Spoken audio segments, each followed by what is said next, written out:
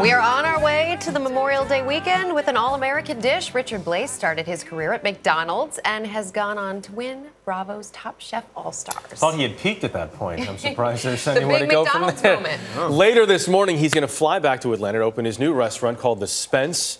He joins us this morning with his ultimate Memorial Day dish, the Butcher's Cut Burger. Good morning. Morning. Awesome to have you. Congratulations, by the way. Thank you so much. On the restaurant? Yeah, on the new restaurant. I know. I'm anxious. It's opening tonight. You got to head back right in after Atlanta, this. and I'm in New York. You're busy. I know. How do you make the perfect burger? The perfect burger. I mean, I think it's really about treating.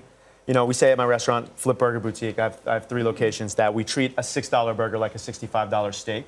So respect it. That's the first thing you have to do. Yep. And you learned that at McDonald's. I learned many things at McDonald's. Listen, nice. My time at McDonald's, I was the poissonnier at McDonald's, which means fish cook in French. So it was a very prestigious position at an all-hamburger restaurant. I forgot, actually, when I was at McDonald's, the first batch of filet-of-fish I sent out, I forgot to put the tops on it.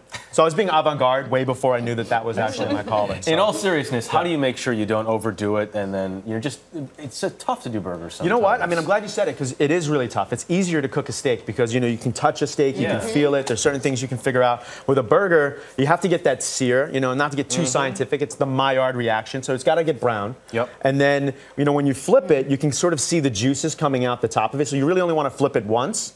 And then as the juices start to run out of it, they'll change colors from, bloody red to like clear.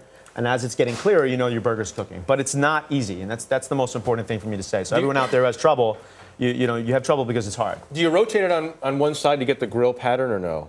Yeah, I'm not all about that. I mean, I think that's, you're fancy, obviously, but I don't think that's necessary. As long as you get the flavor of the char, I think that's the most important thing. You were all about the science of cooking, as much as the love of it, as much as infusing it with flavor on Top Chef, which I loved, by the way. Thank you. I 100% rooted for you. So my question is, how much does science come into a dish like this versus the ingredients themselves? I mean, one, it's flavor first. A lot of people think that I'm this sort of the gadget guy, this wizardry, science and technology. If science and technology can make your food better, I'm all for it.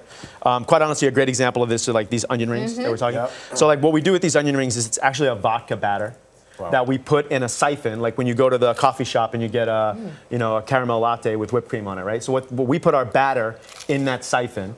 And we use vodka because vodka burns away and it keeps the onion ring or the fried pickles, which are up here, it keeps them really, really crisp. They're delicious. If science and technology can make your food better, I'm all for it. But I don't consider myself the sciencey sort of chef. Doing the right way. Yeah. Exactly.